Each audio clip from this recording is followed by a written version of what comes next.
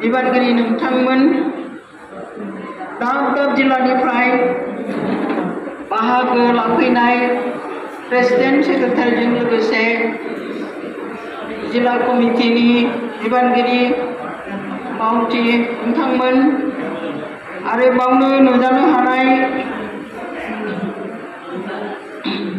गोबां आलासि, दिनैहाय साहित्य सभानि आगोलनि सेक्रेटारि जोंहा बेंगलनिफ्राय फैनो हानाय बैसोगोरा सुबुं मानगोनां बिथांमोन आरो आं मख'नो हायै जोंहा गोबां बैसोगोरा सुबुं नुजाफैदों। दिनै आं नुनायाव गाहाय आलासि हिसाबै दंमोन डक्टर पद्मश्री कामेश्वर ब्रह्म सार, बेजों लोगोसे IRS रिटायार्ड जनकलाल बसुमतारी, बड' राइटार्स एकाडेमिनि राजेन बसुमतारी, किन्तु बिथांमोनखौ आं नुनो मोनाखिसै। बिथांमोना हयथ' माबा असुबिदानि थाखाय फैनो हायाखै। जा हक दिनै आं मख'नो हायै गोबां मानगोनां मावथि नोंथांमोन, गिबि गिबियाव आं बयनोबो नोंथांमोननो आंनि अननायखौ, गाहाम हामलायनायखौ बावग्रोबाय। बैसोगोरा सुबुङा सोरखौ बुङो? 60 बोसोर फुरा जानाय सुबुंखौनो बैसोगोरा सुबुं होननानै बुङो। दा बे बैसोगोरा सुबुंनिबो UNOआ मोनसे दिबस थि खालामनानै होबाय 1 अक्ट'बरखौ। UNOआ जेरै शिशु दिबस, श्रमिक दिवस, रक्तदान दिबस, नारी दिबस, बिभिन्न दिबस जेरै फालियो, बे दिबसखौ मानो खालामदों? मानसिफोरखौ सांग्रां खालामनो थाखाय बे दिबसखौ फोसावनाय जादों। जोंनि बैसोगोरा सुबुंनिबो बे दिबसखौ फोसावनायनि खारनानो जाहैबाय बैसोगोरा सुबुंनोबो माखासे एवारनेस नांगौ जाहैदों। बे एवारनेसनि थाखायनो बे दिनखौ फालिनाय जायो। दिनै आं मिथिगौ सोर खोनासंग्रानि सिगाङाव आं आंनि बिबुंथिखौ लाखिदों, आं मोजाङै मिथिगौ। बैसोगोरा सुबुंनि गेजेराव जों गासिबो डिपार्टमेन्टनि सुबुं दं। सोरबा एडमिनिस्ट्रेटिभआव दं, सोरबा बेंकआव दं, सोरबा टिचिंआव दं, सोरबा डक्टर, इन्जिनियार गोबां थागोन। गासिबो गोरों गोरा, बे गोरों गोरा सुबुंफोरनि गेजेराव आं बादि दिनै सामान्य सासे आइजोआ बिबुंथि लाखिनो मोनदों, बे आंनि थाखाय जोबोद गोग्गाथाव बाथ्रा जादों। आं मा होननो रोंगोन आं बेखौ मिथिया, खिन्थु आं जोबोद गोजोननाय मोनदों जे आंनि बे सन्मानखौ होनाय जादों।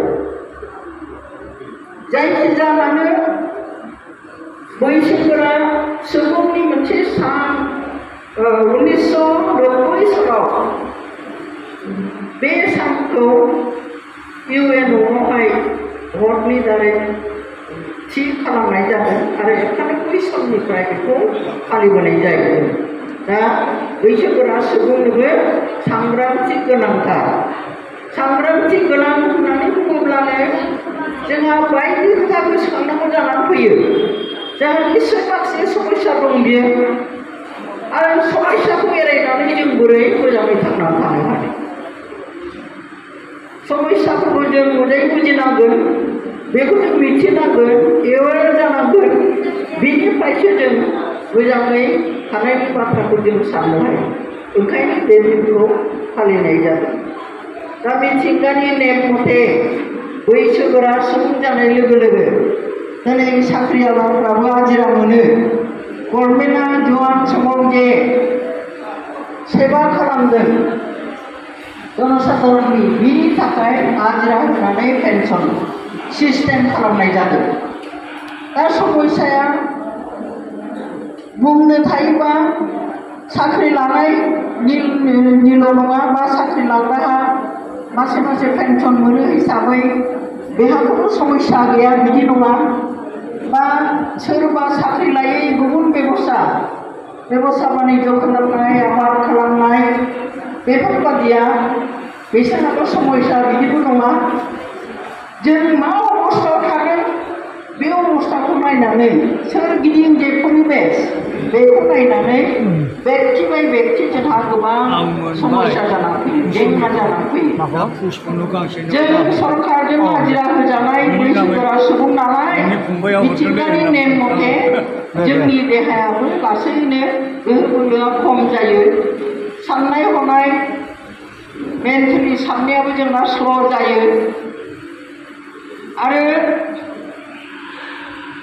साख्रि लानायफ्राथ' पेन्सन दं जाहैबाय साख्रि गैयैयाबो स्ल' जायो दा बेवहाय साख्रि गैयैयाबो गावनि गोसोखौ दुर्बल मोनो खायसे बैसोगोराया ओरैबायदि अबस्थायाव गोलैयो बेखिनिखौ मावनो मोना सोरजोंबासो खादानो लाजायो बेबायदि समस्या दं फिजिकेल समस्या जानाय लोगो लोगो मेन्टेलिबो उइक जायो आरो फाइनान्सियेलि उइक जाबाथ' आरो खोथानो लाजाया दा खोथा जाहैबाय जोंहा बिदि समस्या दंबाबो जों बोरै सन्मानजनक भाबै थांनानै थानायनि फर्मुलाखौ बाहायनो जों बैसोगोरा सुबुंनि गेजेराव जों बोरै फोसावनो जे जों मर्यादा सह थांनानै थानो बोरायनो बा थैनायथिं आगान सुरनो बोरैबा जों आगान सुरनो हायो बेखौ जों बोरै माने एवारनेस लाबोनो दिनैनि बे बैसोगोरा सुबुं साना बेफोरनिनो थाखाय दा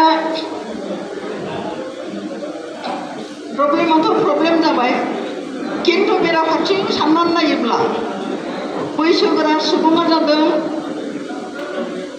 सुबुं समाजनिनो आलासि सासे फैबाय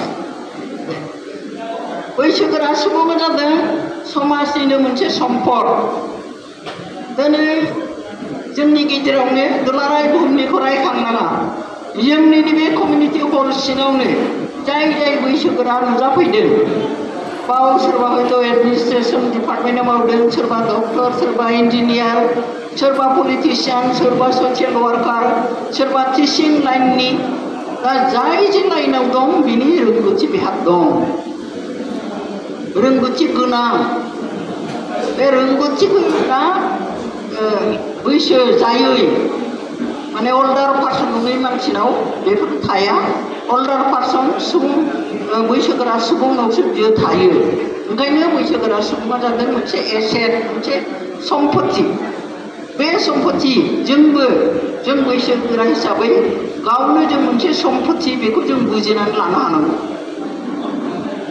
सुबुं समाजाबो बुजिनांगौ आरो जों निजेबो बुजिनांगौ आरो जोंनि फिसा फिसौ बिसोरो जोंखौ नायबादानाय जोंबो जुगनि लोगो लोगो जोंनि साननायखौ एसे सोलायनांसिगौ जोङो थैजासिम एकदम बाराद्राय बैसो जाजासे जोङो माने सोनारनानै थानाङा जासे जाहाथे जों थानो हायो बेखौ जों नाजानांगौ फाइनान्सियेलि जोङो माबानांगौ मा होनो